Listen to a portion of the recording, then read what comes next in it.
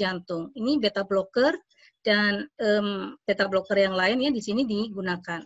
Nah, bagaimana tentang beta blocker? Jadi bisoprolol khususnya. Jadi untuk bisoprolol sendiri informasi yang harus diberikan adalah mengenai dosisnya, waktu bentuk sediaan mungkin sudah ada ya teman-teman. Nah, mungkin yang penting adalah waktu minum obat. Nah, waktu minum obat, jadi bisoprolol ini bisa pada saat pertama kali biasanya bisa menimbulkan agak gliang begitu atau dizzy ya istilahnya. Sehingga untuk pertama kali mungkin bisa disarankan digunakan sebelum tidur. Tetapi kalau selanjutnya sudah tidak dizzy lagi, maka bisa disarankan untuk secara rutin menggunakan pada pagi hari. Dan digunakan secara teratur walaupun tidak terasa sakit ya. Dan juga karena tidak dipengaruhi oleh bioavailabilitasnya tidak dipengaruhi oleh makanan, maka bisa diminum sebelum atau sesudah makan. Kemudian jika menggunakan obat-obat yang lain, silakan pasien diminta untuk menginformasikan kepada dokter atau berkomunikasi dengan apoteker. Jangan-jangan ada yang berinteraksi. Ya. Kemudian edukasi lagi tentang bisoprolol adalah efek samping yang bisa mungkin muncul, misalnya pusing, kemudian gliang atau rasanya lemah, kemudian tangan atau kakinya dingin, kemudian mual, dan juga bisa terjadi konstipasi, maka sarankan bagaimana cara mengatasinya. Maaf ini saya agak cepat karena ternyata waktunya sudah hampir tinggal sedikit. Ya, jadi masing-masing itu disarankan cara pengatasannya. Ya, kemudian kalau ada yang yang memang berat, ya, misalnya ada sesak nafas, ya, kemudian mengi, kemudian ada misalnya ada gangguan liver, menguning gitu ya, kulitnya, kemudian bola mata yang putih ini jadi kuning, kemudian ada ras, ada gatal dan sebagainya, reaksi alergi, maka bisa segera ke dokter lagi atau ke rumah sakit ya, jika menggunakan bisoprolol terjadi efek-efek seperti ini. Nah, ini adalah beberapa pertanyaan yang sering ditanyakan tentang bisoprolol. Berapa lama sih harus menggunakan obat ini? Aman nggak ya dipakai dalam jangka panjang? Apa yang terjadi kalau saya hentikan obat ini? Bisa mempengaruhi kemampuan seksual nggak sih? Bisa mempengaruhi kesuburan nggak? Ada nggak makanan atau minuman yang harus dihindari selama minum obat ini? Nah, ini adalah yang nanti harus dijawab oleh kita semuanya ketika pasien menanyakan. Kemudian ketika pasien mendapatkan obat ulangan, maka kita harus tanyakan lagi tentang obatnya. Kita pastikan pasien menggunakan dengan tepat, ya. Apakah digunakan dengan tepat? Lalu efek samping apa yang dijumpai selama menggunakan obat ini, ya. Kemudian tanyakan, apakah obat ini bisa apakah Anda bisa menyelesaikan obat ini dengan baik, dengan sesuai dengan yang diresepkan. Kalau enggak, kira-kira kenapa, gitu ya. Jadi terkait sama kepatuhannya. Nah, kalau misalnya terjadi ketidakpatuhan atau ketidaktaatan tadi, identifikasikan faktor-faktornya. Penyebabnya apa? Kalau misalnya itu lupa, oke, kita sarankan kalau lupanya pada hari itu minum saja setelah ingat. Tapi kalau lupanya udah kemarin gitu ya nggak diminum, ya sudah skip dosis yang kemarin, jangan didouble. Dan kalau misalnya memang sering lupa, gunakan alat bantu seperti alarm, kemudian mungkin pakai pil count seperti itu, atau mungkin minta orang terdekat untuk mengingatkan. Ya, jadi membuat schedule dan sebagainya ya. Ini adalah untuk meningkatkan adherence. Nah, kemudian yang kedua adalah pemantauan penyakit. Tadi edukasi ya, pemantauan penyakit bagaimana?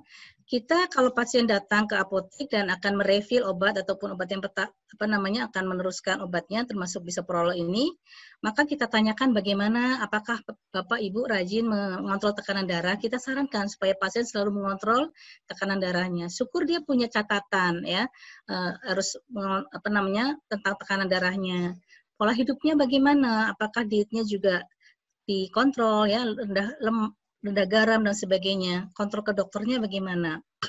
Nah, kemudian jika pasien tadi ya, karena tadi disampaikan oleh dokter bahwa cardiovascular continuum itu enggak sekedar hipertensi saja sebagai surrogate markernya, tetapi bisa dari kolesterol, LDL, HDL, trigliserid dan sebagainya. Maka jika ada ketidaknormalan dari angka-angka ini, maka minta pasien untuk datang kembali ke dokter untuk mendapatkan terapi yang seharusnya, gitu ya.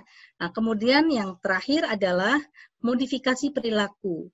Nah, setelah tadi disampaikan, ada satu, mungkin ini masih teori, tetapi saya kira ini hal yang baru, mungkin nanti harus ada webinar sendiri terkait sama motivational interviewing, karena ini kemarin juga disebutkan dalam webinar yang saya ikuti bahwa ada satu cara yaitu memotivasi atau melakukan interview yang memotivasi, di mana pengaruhnya adalah untuk membangun behavior berdasarkan keinginan dari pasien. Jadi yang penting adalah otonomi pasien tetap dihargai, ya. Kemudian juga mengeksplor alasan-alasan kenapa dia kesulitan menggunakan obat misalnya, ya. Kemudian juga sifatnya suportif, ya. Kemudian rather than argumentatif atau memaksa, tetapi fokusnya adalah pada motivasi intrinsik. Jadi menggali keinginan pasien, ya, mengeksplor keinginan pasien untuk menggunakan obat dengan benar. Itulah kaitannya dengan adherence tadi, karena adherence itu adalah sifatnya adalah aktif dari pasiennya, ya. Jadi sadar karena penyakitnya seperti ini, obatnya seperti ini, maka kemudian dia mau melakukan adherence tadi dengan baik. Adapun prinsip-prinsipnya adalah mengekspresikan empati, kemudian kalau ada perbedaan atau pendapat dari ada masalah terkait dengan adherence tadi, digali kenapa ya positif dan negatifnya, didiskusikan dengan pasien. Kemudian ketika pasien, saya susah banget deh kalau harus berhenti merokok. Bagaimana caranya rolling with a resistant terhadap pasien? Saya nggak bisa berubah nih. Bagaimana ya? Itu saya kira mungkin nanti harus ada ilmunya sendiri dari seorang psikolog, barangkali kita bisa belajar support self efficacy, ya. Oke, saya kira mungkin itu, dan prinsip edukasi pada penderita penyakit kronis degeneratif seperti hipertensi adalah kita harus menunjukkan empati terhadap masalah pasien dan memberikan dukungan dan nasihat yang positif untuk menghindari kecemasan, menggali masalah kesulitan pasien terkait dengan penggunaan obatnya, diskusikan positif dan negatifnya jika bisa memperbaiki pola hidupnya. Diskusikan program pengobatan secara terbuka dan perhatikan keinginan pasien. Aduh, saya nggak bisa minum kalau nggak pakai pisang misalnya. Ya, nggak apa-apa juga. Misalnya bisoprolol kan bisa digunakan either dengan makan atau tidak misalnya, ya. Jadi tetap harus dijelaskan. Mungkin ada obat yang nggak bisa diminum dengan makanan gitu, tetapi yang ini bisa. Ya. Lakukan kompromi dan negosiasi agar tujuan pengobatan dapat diterima. Berikan motivasi dengan membangun keyakinan bahwa pasien bisa memperbaiki perilaku kesehatannya untuk mencapai outcome yang diharapkan. Oke, baiklah, saya kira saya sudah sampai pada bagian akhir, di mana apoteker memiliki posisi kunci untuk bisa meningkatkan adherence pasien terhadap pengobatan. Dengan tahapan, edukasi, pemantauan terapi, penyakitnya, dan perubahan perilaku kesehatan. Dan untuk itu, apoteker harus menguasai ilmu-ilmu tentang farmakologi obat terkait dengan penyakit pasien, misalnya konteksnya pada hari ini adalah tentang bisoprolol, supaya bisa memberikan edukasi yang tepat ketika memberikan edukasi tentang penggunaan obat. Demikian yang bisa disampaikan. Terima kasih atas perhatiannya. Mohon maaf jika ada kekurangan. Saya kira waktunya sudah habis. Saya kembalikan kepada moderator. Terima kasih. Assalamualaikum warahmatullahi wabarakatuh.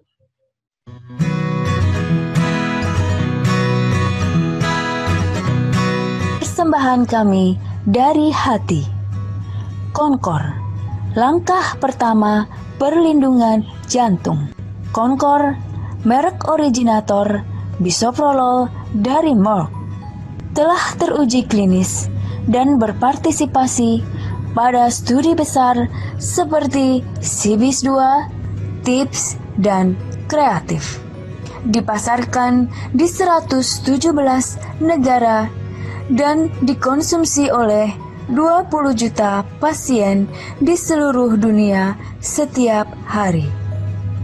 Indikasi Konkor untuk hipertensi, jantung koroner, dan gagal jantung.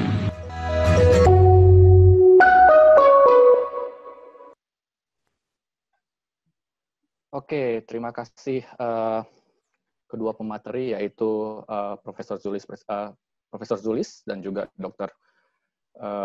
Erwinanto. Sebelumnya saya mohon maaf karena video saya ada masalah, jadi saya tidak menampilkan video saya. Jadi saya mohon maaf sekali lagi. Oke, materi yang sangat baik sekali dari kedua pemateri. Mungkin bisa saya ambil kesimpulan untuk seorang apoteker itu merupakan posisi kunci seperti yang di Prof. Zulis sebutkan. Ada 3 tahap, itu edukasi, pemantauan terapi, dan juga perilaku kesehatan. Oke, sebelum